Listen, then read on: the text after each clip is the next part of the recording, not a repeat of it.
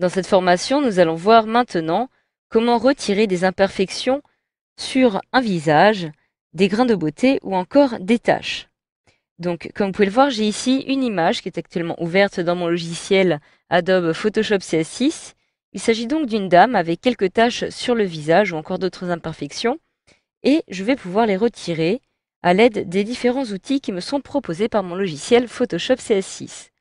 Donc, dans un premier temps, par mesure de sécurité, je vais tout simplement dupliquer le calque d'origine. Donc pour cela, je me place sur le calque d'arrière-plan qui apparaît ici et je réalise un clic droit dessus, puis dupliquer le calque. Je peux ici le renommer et cliquer sur OK pour valider. J'ai donc ici un calque de sécurité qui a été placé au-dessus. Maintenant, je peux décider de réaliser un zoom sur les zones que je souhaite traiter. Donc à l'aide de mon clavier, par exemple, je maintiens enfoncé les touches CTRL et plus, une fois, deux fois, jusqu'à ce que j'arrive justement en gros plan sur les imperfections des zones que je souhaite traiter. Donc comme vous pouvez le voir, en effet, ici, j'ai la possibilité, par exemple, de supprimer les diverses taches qui apparaissent ici ou sur le nez, des petites rougeurs, ou encore tout simplement un petit grain de beauté qui apparaît ici. Donc pour supprimer tous ces éléments, je vais commencer par supprimer ces imperfections à l'aide, par exemple, de l'outil de duplication. Alors pour accéder à cet outil, je me rends dans ma palette qui se trouve sur la gauche, et je vais retrouver ici l'outil de duplication qui apparaît ici. Donc il s'agit d'un tampon. Je clique alors dessus pour le sélectionner. Vous pouvez de la même façon utiliser la touche du clavier S pour l'activer. Et automatiquement, comme vous pouvez le voir, j'ai ici un petit curseur qui apparaît, qui va me permettre d'éliminer ces imperfections. Alors pour commencer à utiliser cet outil, il va me falloir dans un premier temps définir un point d'origine sur le visage de la dame dans une zone nette afin de pouvoir par la suite dupliquer cette zone qui va en fait recouvrir l'imperfection.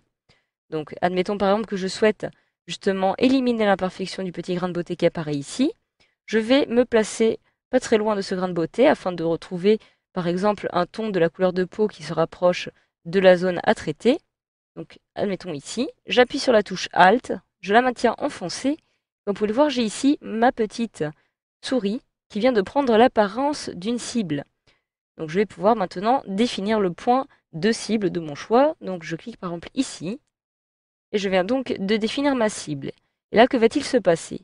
Je déplace mon curseur et automatiquement, lorsque je le déplace sur le grain de beauté, celui-ci disparaît. Pourquoi? Parce que je viens donc de garder en mémoire la zone nette que j'avais au préalable copiée ici. Et je vais pouvoir maintenant cliquer directement ici sur mon grain de beauté. Donc je clique une fois afin de faire disparaître le grain de beauté. Donc je peux procéder de la même façon, par exemple ici avec les petites taches. Alors, je vous conseille évidemment de définir différentes zones cibles, différents points d'origine en fonction du lieu où vous allez vous trouver. Par exemple, si je me trouve sur cette zone-ci, il va me falloir le définir à nouveau puisqu'il s'agit d'une zone un peu plus rouge que celle-ci. Donc j'appuie sur Alt, je clique et je peux maintenant par exemple décider par petits à-coups de supprimer les petites taches qui apparaissent ici. Comme vous pouvez le voir, celles-ci sont donc supprimées au fur et à mesure. Donc voilà, je peux maintenant utiliser un autre outil, intitulé l'outil correcteur. Donc lui, je vais le retrouver juste ici, donc juste au-dessus de mon pinceau. Il s'agit de ce petit pansement. Je clique donc dessus et je vais devoir maintenant procéder de la même façon exactement que précédemment avec l'outil de tampon de duplication pour supprimer les zones à problème. Donc dans un premier temps, je définis ma zone cible.